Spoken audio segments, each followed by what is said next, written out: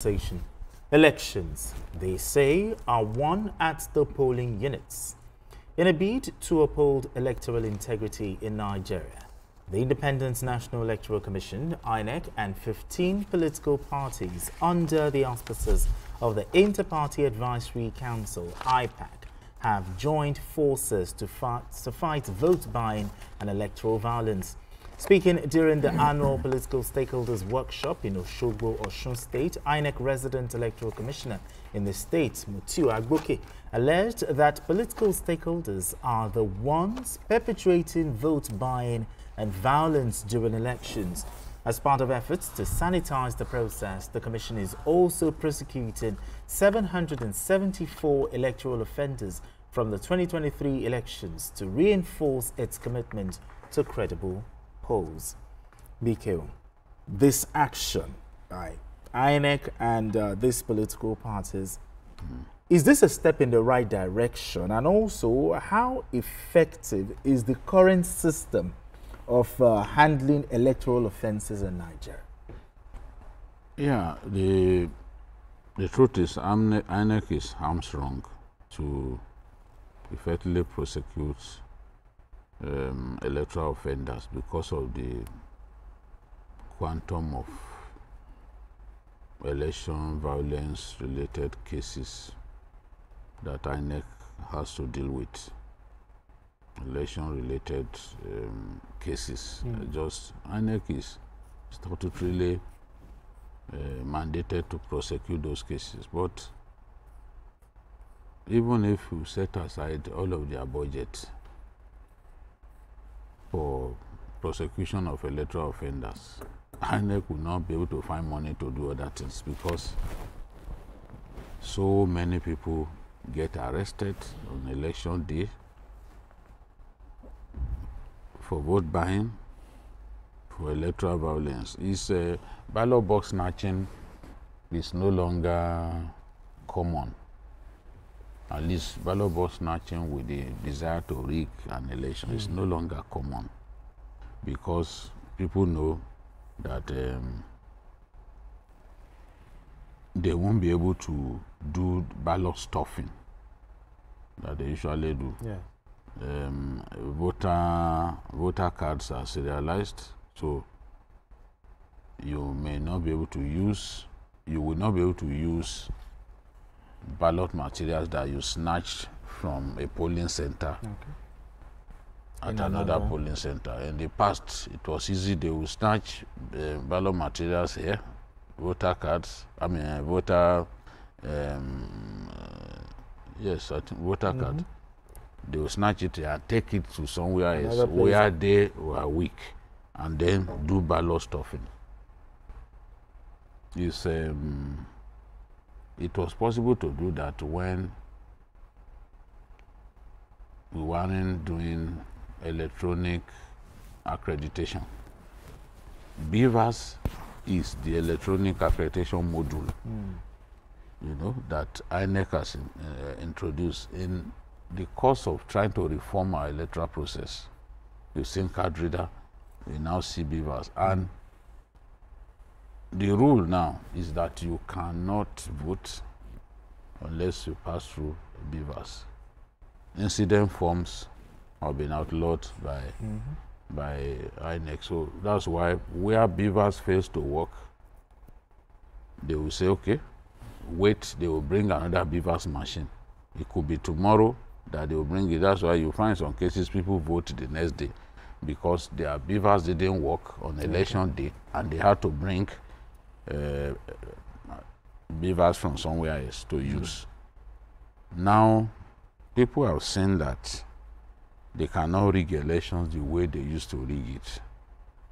They have now resorted to more electoral violence, going to places where their opponents are strong and to disrupt the polling process. And when they disrupt the polling process, they know that the regulation says where voting is characterized by violence, no result shall be returned from that place. The entire outcome will be cancelled. But this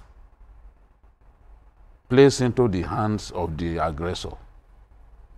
Because I saw elections, especially governorship election in 2023, where people deliberately targeted where their opponent was strong. You go to the stronghold of your opponents. You deny them the freedom of voting peacefully. You go there, ignite violence, and result will not be, no result shall be returned from that place. You've denied people the right to vote. When you chase them away and you destroy ballot materials, no result will be returned. But in actual fact, politicians are using it now against their opponents to make sure that their opponents are weakened in those areas where they have tremendous capacity to win. I've said it before the next electoral cycle begins. This is something that INEC has to look at. I'm happy that there's a lot of collaboration now between NBA and INEC, because they know INEC will never find the money to hire enough lawyers to prosecute these cases. Will NBA do it pro bono? Yes, I agree. Some lawyers are volunteering now. Okay. Yes. Well, that's a step. Yes, some lawyers are volunteering now because INEC came out to say, look, we are hamstrung. This is the problem that we have. We don't have enough funds to be able to hire lawyers across the country. Electoral violence is something really common in our country. It's not limited to one part of the country. Everywhere in our country, electoral violence takes place. Should we have when you bring out canes on election day and you are flogging people, telling them they cannot vote, that's electoral violence. And people get arrested. A lot of people get arrested for it. Soldiers step in, they pick some of them. How many of them can INEC prosecute with his funds? The funds, INEC was complaining the other day that funds approved for it for the next, to prepare for, cycle. Yes, has to be more than what they had in 2023. INEC is already now asking for more money because, let's face it, things have gone up. Now, virtually everything. If INEC uses a lot of NURTW members for the distribution of ballot materials, they do not have vehicles of their own to do it. They have few vehicles. So they have to now partner with NURTW members. They make their vehicles available, they get paid. So they help INEC in achieving its objectives logistics-wise. But going back to what I said earlier, the law may now have to be looked at again. Since it plays into the hands of the aggressor knows that if violence takes place in your polling unit, no result will be declared from there. He makes sure that in his own place, nothing happens. He goes to your own place to instigate violence and cause your votes to not count. This is rigging. This is systematic rigging using electoral violence. You know, you've rewarded the aggressor. I've been saying this for some time. So the review of the Electoral Act is very, very important. In my view, it has the electoral. Every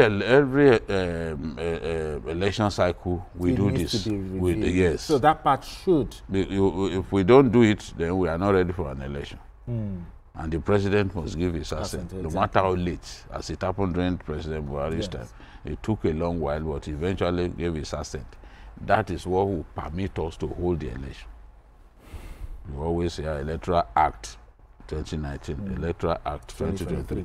So I'm suggesting that, look, we have to look at the Electoral Act. Okay. This is not the first time we've been trying to defeat this monster. Now, Adewale, I need you to look through your crystal ball. Do you think this will have a different outcome? Well, the best way we can look at this is to reflect on precedents. Okay. Looking at 1999, our elections were held compared to 2007, 2011. So if you look at the pattern, in 2007, somebody said elections is a do or die affair. And it was actually a do or die affair. People were killed, ballot papers were snatched, and then, even winners were declared at gunpoint, So, Okay, and it took almost 3.5 years for some cases to be, to get to the final jurisdiction, So if you look at what has happened since 1999, I think we are making progress. That progress may be very slow, but I don't think we are moving backwards. So I believe we can look at the progress we have made all these past years. It shows that there is a glimmer of hope, that we can still do better.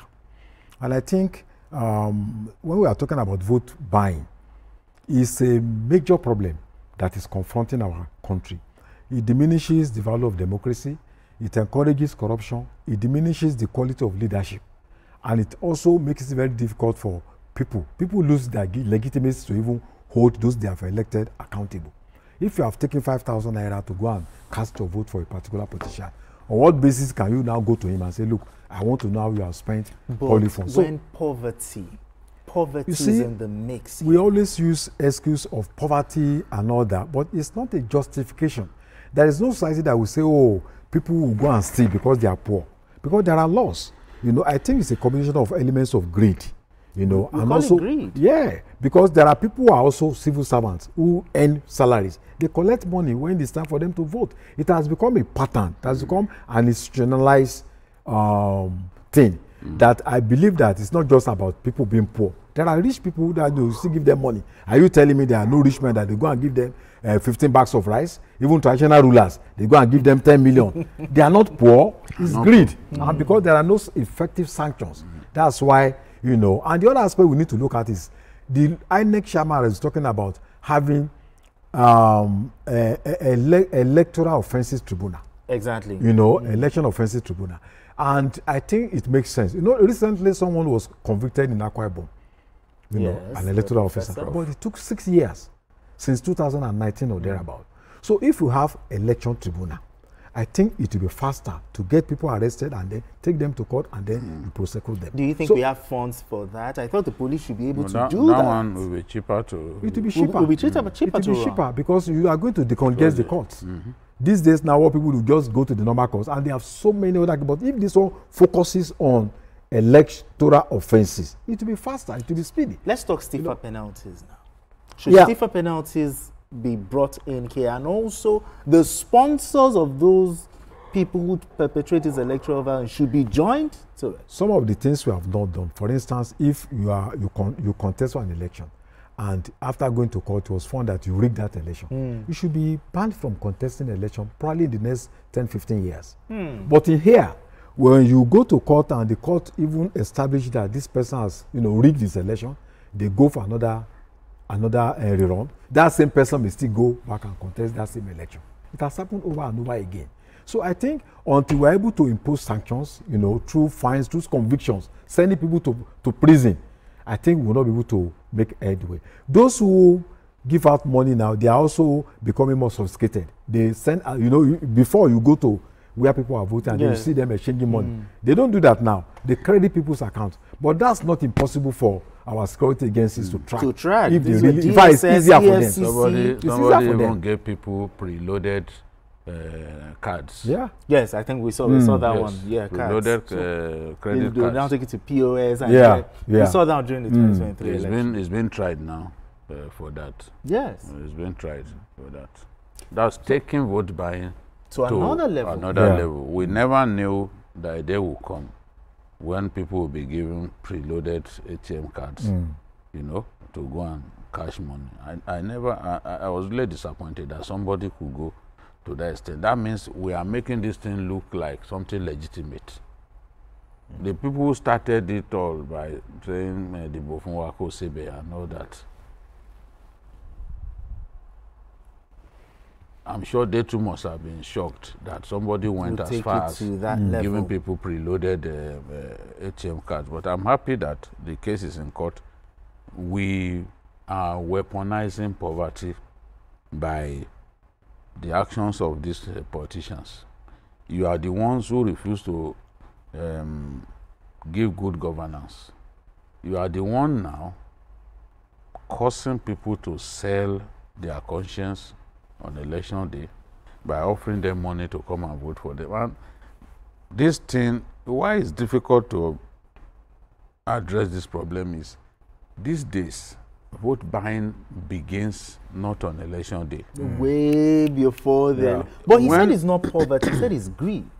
I do not also agree that it's poverty. It's not poverty. Some will readily do it because they are hungry, they are looking for money to feed their children and all that. But a good majority of our people are not doing it because they are terribly poor. You must ask yourself, what do you gain from taking money from a politician? If he does not perform, you have no moral right to hold him accountable because you chose to sell your conscience. And in selling your conscience the way you've done, you have not imposed conditions, on the politician that, oh, you must perform before. You've not. If he chooses not to perform, you cannot hold him accountable. Do you think it's ignorance of our people? Maybe there are people are not knowledgeable enough. It is greed. Let me tell you, okay, when that disaster happened in Ibadan, we discovered that some of the people who took kids, throwing them. some even brought kids of other people. Yeah.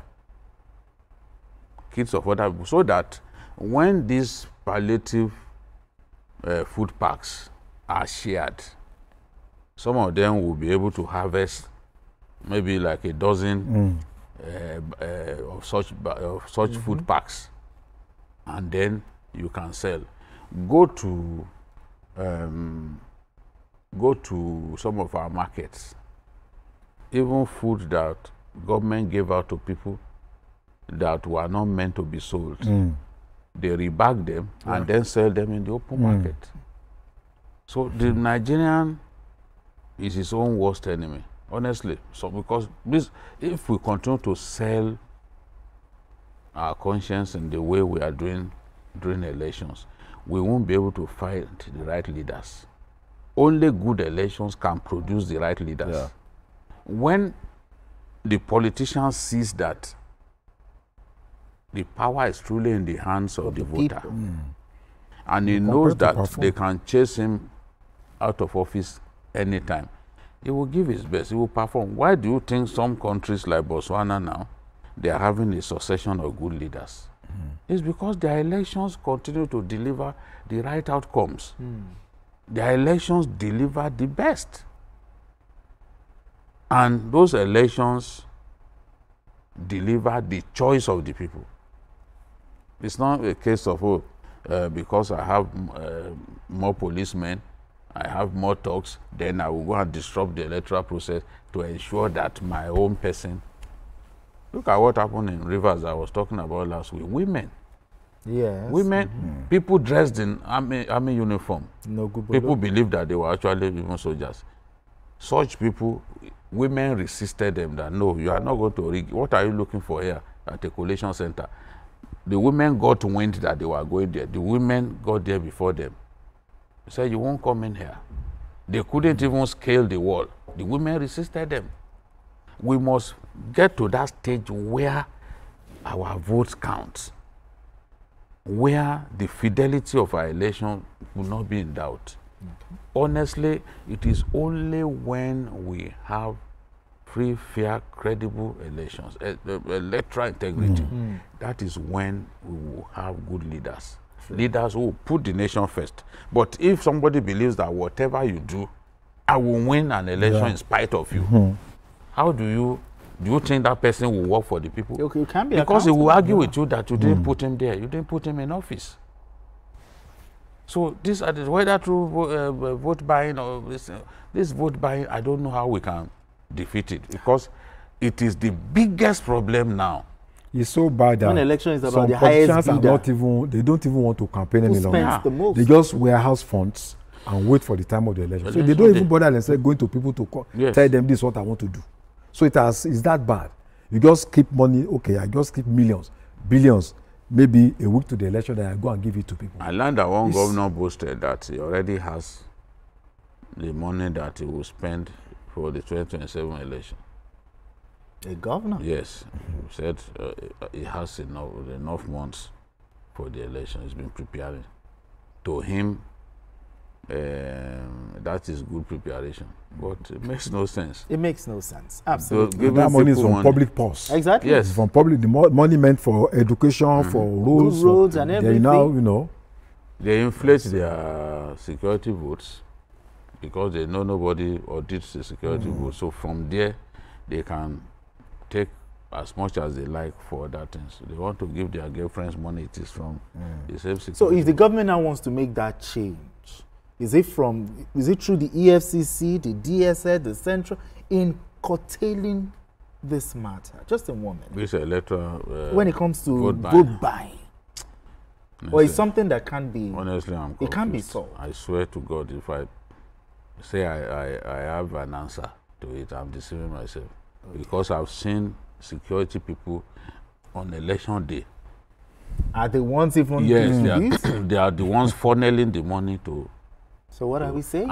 And you know, these days, you can't... People will say, take their money, don't vote for them. It's not easy.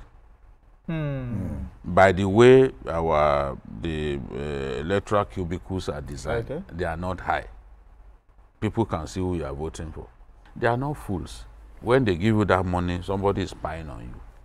I thought it's secret ballot system. I thought you were supposed to make it secret that nobody. With the connivance of the security forces, they can monitor. They can monitor who you are. Yes, because somebody just walks behind you. Okay. He wants to see who you are voting. It's not going to simply give you money and walk away. People think it's that easy. No, they are also monitoring you.